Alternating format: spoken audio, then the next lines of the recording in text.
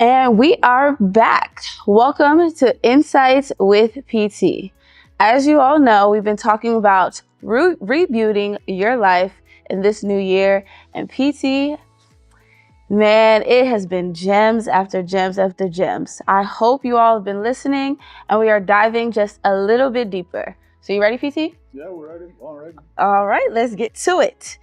All right, so my first question is, as a pastor, what does rebooting one's life look like from a faith-based perspective? It's not so different from what you do, normally in your day of life, every day of life. When you look at your life spiritually, you ask yourself, where am I supposed to be? Is this where I'm supposed to be as a believer? Because after a few years, you should have left some things behind. You understand? For some people, it might be maybe you get angry a lot, easily. And you say, am I still supposed to be like that now, at this level with my spiritual life? The way I study the Bible and the time that I spend, with the Lord, is it good enough? Can I improve on this? The same thing with time with prayer. Is it good enough? Can I improve on this? Because there is a standard for prayer, really, and Jesus showed us that standard in the Garden of Gethsemane, that can you not pray with me for 1 hour? So if what you have been doing was 30 minutes, it's time to reboot and put it up to maybe 45 minutes or to 1 hour, to step it up, So for spiritually, all you need to do is to look at how better you can improve on your relationship with God. Now, I think moving into that, spiritual aspect and improving your relationship with God, are there any specific Bible verses that can help us to inspire a mindset of renewal and transformation? There are many scriptures, that will help us, in improving on our spiritual walk with God, But the first one you start is in the mind, which is Romans 12:2. Be not be conformed to this world, but be transformed. You have to get to a point where you say where you are is not where you ought to be. So what do? You renew your mind in the way that you approach spiritual matters, because spiritual matters cannot be done in the fleshly way, and because God is spirit, and you have to understand that it takes spiritual ways of doing things to align with God. When you look at prayer, and Jesus told us that, pray without ceasing. That prayer goes beyond just crossover service. Prayer goes beyond just, we have a prayer meeting today. Our lives should reflect prayer every day. Pray without ceasing, which is praying without stopping.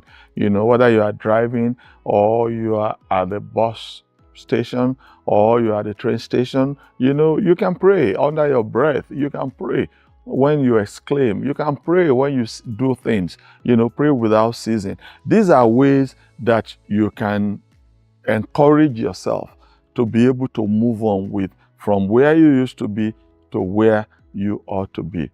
Because everybody, Paul says something very clearly.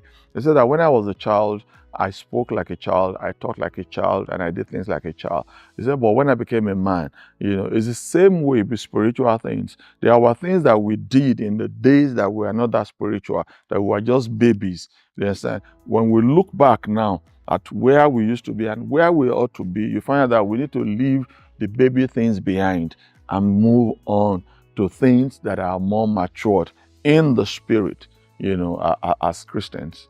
Is there anything in particular that we could do possibly besides prayer? That way we can move on in the spirit? Well, it's resolving in your heart to do things according to God's way of doing things. The questions people should ask themselves every time is that, how will God want me to approach this matter?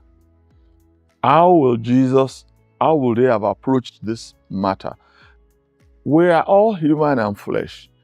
So there are times we face challenges or issues in life that we want to deal with it with our own fleshly way of dealing with it, But if we allow our flesh to dictate to us, then you just realize that you cannot move in the spirit. So we have to get to a point where we put the flesh down and we constantly say to our flesh, enough, I have power over you.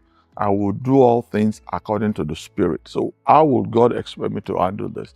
And once you identify the way you believe God wants you to identify, try and do it that way. And you'll find out that it's much easier than you thought it was going to be. True.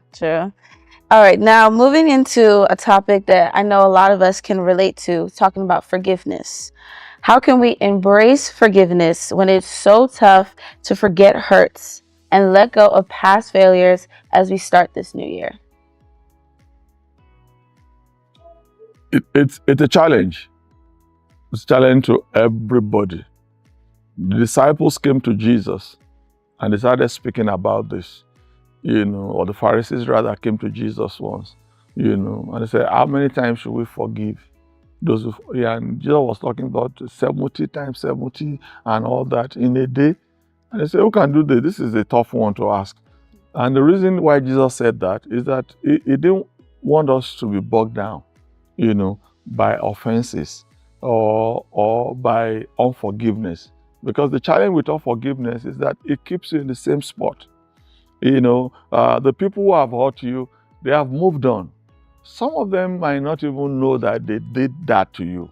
You understand? Or what they did impacted you that much. While you are still reliving the old story, you are still crying, you are still hurting over it, and people have moved on. So it's in our own interest that Jesus wanted us to forgive people, not so much of the people that offended us. Because if we forgive them, we are able to move on. People say this, that if I forgive, I cannot forget. True, it's difficult to forgive and forget at the same time. It's only God that can forgive and forget at the same time. You understand? So even if you remember, the question you are going to ask yourself is that, is this remembrance stirring up the unforgiveness again in me?